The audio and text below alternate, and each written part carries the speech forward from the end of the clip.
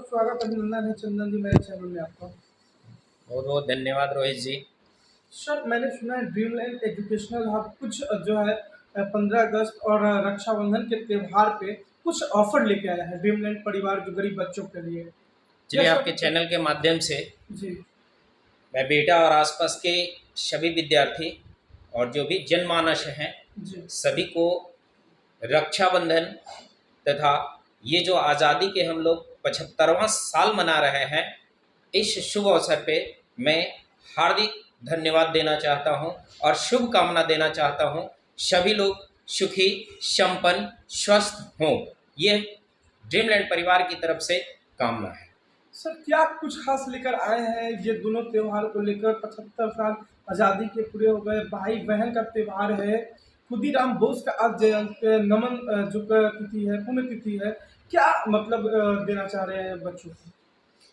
सबसे पहले तो आज जो खुदीराम बोस का जयंती है, जी उस पर हम सहृदय नमन करते हैं उनको।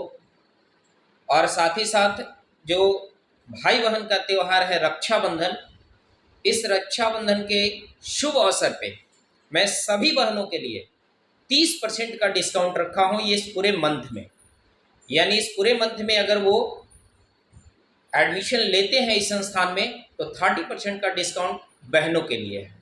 साथ ही साथ जो आज़ादी का 75वां साल मतलब 75 साल हम लोग पूरा करने जो जा रहे हैं और 76वां गणतंत्र स्वतंत्रता दिवस जो मनाने जा रहे हैं, इस 76वें स्वतंत्रता दिवस के शुभ अवसर पे और आज़ादी के 75 साल पूरे होने के शुभ अवसर पे हमारी संस्थान एक बहुत बड़ा ऑफर लेकर के आई है, स्पेशली उन विद्यार्थियों के लिए जो पैसे की वजह से संस्थान नहीं आ पाते हैं या इस संस्थान में फी जो है वो अफोर्ड नहीं कर पाते हैं। उनके लिए ये संस्थान 35% का डिस्काउंट लेकर के आई है। अगर वो 15 अगस्त को अपना सीट बुक कराते हैं तो उस अवसर पे उन्हें 35% का डिस्काउंट फी में मिल जाएंगे। इनसे गरीब विद्यार्थियों को बहुत बड़ी राहत मिलेगी। सर सीट बुक कराने के लिए क्या करना पड़ेगा? एक्चुअली सीट बुक कराने के लिए 15 अगस्त के दिन संस्था में आना होगा और 500 रुपये मात्र दे करके उनको सीट बुक कराना होगा। और एक्चुअली हमारी सीट लिमिट होती है, 100 से ज़्यादा विद्यार्थी को एक बैच में हम नहीं रख सकते हैं। और हमारे संस्थान में 16 अगस्त से सरकारी नौकरी की तैयारी करने के लिए एक नई बैचेस का शुभारंभ होने जा रही है 16 अगस्त को। तो हम चाहते हैं कि 15 अगस्त तक जो भी सीट बुक कराएंगे तो 100 से ज़्यादा लिमिट हम नहीं ले सकते हैं। इसलिए जो भी विद्यार्थी हैं वो 15 अगस्त को अपना सीट बुक करा लें ताकि उन्हें 35% का डिस्काउंट मिल जाए। सर देखा जाए तो जब भी बीटा में या कहीं भी एक ही सब्जेक्ट अभी लोकल में एक ही सब्जेक्ट जो है हर टीचर पढ़ा देते हैं। क्या आपकी कोचिंग में भी इस तरह का फैसिलिटी है कि एक ही सब्जेक्ट जो है पूरा टीचर पढ़ा दिए है? देखिए एक्चुअली क्या है कि कंपटीशन की तैयारी के लिए सबसे पहले लोगों को ये जानना होगा कि कंपटीशन किसी पार्टिकुलर सब्जेक्ट की तैयारी नहीं है। कॉम्पिटिटिव एग्जाम्स की अगर तैयारी करते हैं तो इसके लिए आपको तैयारी करनी होगी। जैसे मैथ हो गए, रीजनिंग हो गए, साइंस हो गए, आर्ट्स हो गए, करेंट अफेयर्स हो गए, तो कई सारे सब्जेक्ट को ध्यान में रखते हुए आपको तैयारी करनी पड़ती है। अब जहाँ तक बेटा का हम संस्थान का देख रहे हैं तो मैक्सिमम संस्थान का यही हाल है कि एक ही शिक्षक जो है वो सारे सब्जेक्ट पढ़ा लिया करते हैं। लेकिन जहां तक हम भी जानते हैं, आप भी जानते हैं और हमारा जनमानस भी जानता है कि कोई भी एक व्यक्ति हर सब्जेक्ट में एक्सपर्टाइज नहीं हो सकता है। एक्सपर्ट होने के लिए उसको एक पार्टिकुलर सब्जेक्ट या मैक्सिमम 2 सब्जेक्ट में एक्सपर्टाइज हो सकते हैं। बट यहाँ तो क्या है कि किसी तरह मनोरंजन कर लेना है, उस दृष्टिकोण से सारे शिक्षकगण यहाँ पढ़ा रहे हैं। लेकिन कॉम्पिटिटिव एग्जाम की तैयारी करने के लिए बच्चे भी जान रहे हैं कि आजकल की तैयारी कितनी टफ हो गई है, कितना कट ऑफ मार्क्स ऊपर चला गया है। हम लोग भी तैयारी किए हैं, हमने भी 4 जॉब को अब तक रिजिग्नेशन दे चुका है और ये अभी हम 5वीं जॉब ऑलरेडी कर रहे हैं। साथ ही साथ बच्चों को हम कोशिश करते हैं कि जब भी हमको ऑफिस से फुर्सत मिलती है हम बच्चों को गाइड करते हैं और ये स्पेशल मेरा गाइडलाइन बच्चों को चलता है। यही वजह है कि मेरे मोटिवेशन में और मेरे गाइडलाइन में अप्रॉक्सीमेटली 150 से ऊपर बच्चे जॉब ले चुके हैं। और स्पेशली बिहटा में पिछले 3 सालों में हमने 17 बच्चे को जॉब दिला चुका है। और खास करके ये बिहटा के सब आसपास के हैं। पकरंदा की लड़की है अनन्या शर्मा, जो ऑलरेडी आरपीएफ में गई है। राघोपुर के बच्चे हैं, अमहरा के बच्चे हैं, कौड़ियापाली के बच्चे हैं, आपके विक्रम करसा के बच्चे हैं, ये बिहटा के बच्चे हैं, गुलटेरा बाजार के बच्चे हैं। ये सब बच्चे जो हैं वो ऑलरेडी जॉब में जा चुके हैं। इसके बाद भी कुछ बच्चे का अभी भी मेरिट लिस्ट आना बाकी है। तो ये संस्थान जो है डिसिप्लिन के साथ और अलग अलग सब्जेक्ट के अलग अलग फैकल्टीज हैं। कहाँ से लाते हैं टीचर? तो टीचर आते कहाँ से हैं? देखिए, सबसे बड़ी बात है कि बेटा के मैक्सिमम संस्थान वो खुद यहीं पे पढ़ाई किए हैं और खुद पढ़ा रहे हैं जी। लेकिन हमारे यहाँ जो फैकल्टीज हैं, मतलब कई सारे लोगों को ये भरोसा नहीं होता है कि इस तरह की ब्रांड फैकल्टी बेटा में आ सकती है। लेकिन इस ड्रीमलैंड संस्थान में मैं बता दूं तो पटना के जितने भी नेशनलाइज्ड इंस्टीट्यूशन है, ब्रांड इंस्टीट्यूशन है, इनके फैकल्टी आपके बेटा में आकर के क्लासेस दे रहे हैं। आपके उज्जवल श्रीवास्तव केडी कैंपस के फैकल्टी हैं जो मेरे यहाँ रीजनिंग पढ़ाने आते हैं। आपके मैथ के फैकल्टी ऋषि कुमार राय हैं जो आपके करतार के फैकल्टी हैं। करतार के रेगुलर फैकल्टी हो, बनारस में भी 4 साल क्लास ले चुके हैं, करतार में भी 4 साल क्लास ले चुके हैं। उसके बाद हमारे यहाँ इंग्लिश के जो फैकल्टी हैं वो खुद करतार के हैं, जो 7 साल उन्होंने करतार में सेवा दिया है। तो ऐसे ऐसे फैकल्टी को, साइंस के फैकल्टी भी पटना से हैं। तो कहने का मतलब है कि ऐसे ऐसे फैकल्टी को हम मार्केट में लाए हुए हैं। हमारे कंप्यूटर के जो टीचर हैं वो भी पटना से ही आते हैं। तो मेरा जो है मानना कि हमने क्वालिटी पे बहुत बड़ा भरोसा किया। सुन रहे हैं कि 7, 8, 9, 10 का भी आप बैच स्टार्ट कर रहे हैं इस साल? बिल्कुल। हमारा जो है शिक्षक दिवस यानी 5 सितंबर को शिक्षक दिवस के पावन अवसर पे हम लोग 6, 7, 8, 9 और 10 यानी प्री एकेडमिक की बैचेस शुरू करने जा रहे हैं। रीजन इसका है कि हम लोग देख रहे हैं कि बीबीए, एमबीए, बीटेक करके लोग सरकारी नौकरी की तलाश में एसएससी और बैंकिंग की तैयारी करना शुरू कर दी है। अब जब कॉम्पिटिटिव एग्जामिनेशन की तैयारी की अगर बात होती है तो उसका सबसे ज्यादा बेस अगर होता है तो 6 से लेकर के 10 तक की जितने भी सिलेबस है वो उसका बेस होता है।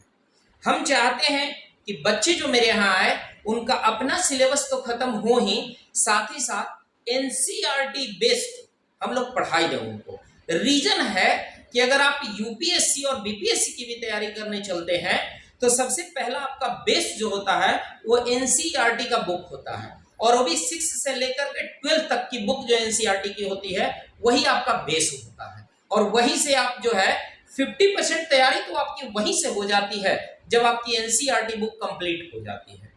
तो कहने का मतलब है कि 6 से लेकर के 10 तक का प्री एकेडमिक इसलिए हमने शुरू किया है कि प्री एकेडमिक में ही बच्चों को इस लेवल का शिक्षा दी जाए ताकि वो बच्चे जो हैं वो अपना बेस यहीं पे मजबूत कर ले और आगे चल करके जो भी इंजीनियरिंग और मेडिकल फील्ड में बच्चे जाते हैं उनके लिए किसी भी तरह की दिक्कत ना हो। साथ ही साथ अगर वो सिविल सर्विसेज में भी अगर प्रवेश करते हैं तो उनको किसी भी तरह की परेशानी ना हो। इसको लेकर के हम प्री एकेडमिक का बैच शुरू किए हैं और इसमें स्पेशली मेरा फोकस रहेगा कि उनके सिलेबस के साथ साथ एनसीईआरटी बुक को भी फॉलो करें और उसको भी कंप्लीट करवाएं, पूरी तरह उसकी तैयारी करवा दें। को हमारी संस्थान में एक नई बैच की शुभारंभ होने जा रही है 16 अगस्त 2022 को, और ये बैच स्पेशली सरकारी नौकरी की तैयारी करने वाले बच्चों के लिए है। और इनके लिए अगर वो चाहते हैं तो 15 अगस्त को आकर अपना सीट बुक करा लें, 35% का सीधा डिस्काउंट मिल जाएगा। पटना से भी देखा जाए और बीटा में फर्क, तो बीटा से जो बच्चा पटना डेरा लेकर पढ़ रहे हैं या पढ़ने जाते हैं तो क्या अंतर आपको फर्क बुझाया कि अब बीटा में कोचिंग लेकर आ गए?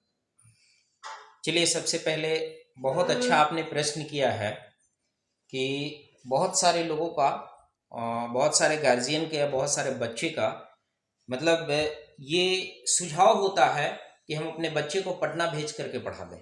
ठीक है, अच्छी बात है कि आप पटना भेजते हैं, लेकिन कुछ चीज़ें मैं आपको बताना चाह रहा हूँ कि आप जब बच्चे को यहाँ से पटना भेजते हैं तो सबसे पहले बच्चे लोग पटना क्यों जाते हैं, गार्जियन क्यों भेजते हैं। सबसे पहला रीजन है कि उनको पटना में एक बेस्ट क्वालिटी मिल सके। ठीक है, आपके बिहटा में ही आपके संस्थान वही फैकल्टी जहां वो पटना पढ़ने जाते हैं, उसी कोचिंग में, जिस कोचिंग में वो पढ़ने की इच्छा रखते हैं, उसी कोचिंग के फैकल्टी आपके बिहटा में आ रहे हैं पढ़ाने। दूसरा, जो फैकल्टी पटना में पढ़ा रहे हैं और बिहटा में पढ़ा रहे हैं, पढ़ाने के तरीके में भी खासा अंतर है। पटना में क्या है कि उन लोगों को एक टारगेट दिया जाता है, तो 40 क्लास, मैं ब्रांड इंस्टीट्यूशन की बात बता रहा हूं, उनका मैं रूटीन देखा हूं, उसमें लिखा है 40 क्लासेस में आपकी मैथ खत्म हो जानी चाहिए। और अगर 40 क्लासेस में मैथ खत्म नहीं होती है और टीचर अगर उस क्लास को अगर बढ़ाते हैं तो फिर टीचर को 40 क्लास से ज्यादा पेमेंट नहीं दिया जाएगा। तो फिर टीचर क्यों 40 क्लास से ज्यादा पढ़ाएंगे, पहला। दूसरा, इसका मतलब यही है कि वो 40 क्लासेस में सिर्फ वो अपना बुक खत्म करना चाहते हैं, सिर्फ कोर्स खत्म करना चाहते हैं। क्या संभव है कि 40 क्लासेस में आपकी मैथ पूरी कंप्लीट हो जाएगी? नहीं होगी। दूसरा, पटना में आप जाते हैं तो 500 के गैदरिंग में आप पढ़ रहे हैं, 400 बच्चों के गैदरिंग में पढ़ रहे हैं।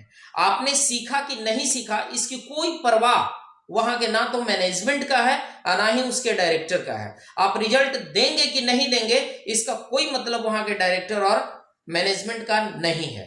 लेकिन आपके ड्रीमलैंड संस्थान में अगर आप आते हैं तो बच्चे कितने सीखे हैं इसके लिए हम स्पेशल टेस्ट ऑर्गेनाइज करवाते हैं वीकली। अगर उस टेस्ट में कम नंबर लाते हैं तो इसके लिए टीचर को जिम्मेवार ठहराया जाता है कि आपके सब्जेक्ट में स्पेशली बच्चे कम नंबर क्यों लाए। दूसरा, पटना बच्चे खास करके इसलिए जाना चाहते हैं कि हमको घर के गार्जियन के जो कंट्रोल है उस कंट्रोल से हम हट जाएं, कंट्रोल से निकल जाएं। अब पटना बच्चे पढ़ने जा रहे हैं कि क्या करने जा रहे हैं इसकी पता गार्जियन को नहीं है। लेकिन इस ड्रीमलैंड में अगर पढ़ने आते हैं तो क्वालिटी पटना वाले ही मिल रही है, साथ ही साथ पढ़ने वाले ही टीचर यहां भी पढ़ा रहे हैं। लेकिन यहां पे क्या है कि अगर आपके बच्चे 2 दिन कोचिंग में नहीं आते हैं तो गार्जियन को यह सीधा मैसेज आता है कि आपके बच्चे 2 दिन एब्सेंट हैं, तो क्यों है। इससे गार्जियन को यह पता चलता है कि हमारे बच्चे जा कहां रहे हैं। और इससे सबसे बड़ा फायदा उन विद्यार्थियों को हो रहा है जो विद्यार्थी चाहते हैं कि मुझे सरकारी नौकरी मिले।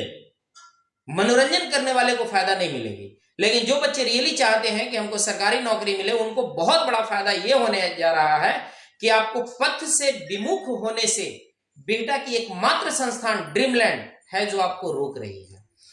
तीसरी इसकी सबसे बड़ी फायदा है कि अगर लोकल में आपके बच्चे पढ़ रहे हैं तो आसपास के आपके गांव के कोई चचा है, कोई भैया है, जो भी है मार्केट में मिल गए। अगर बच्चा घूमते हुए पाया जाएगा हो सकता है कि वो जाकर के आपको कंप्लेन कर दे गार्जियन को।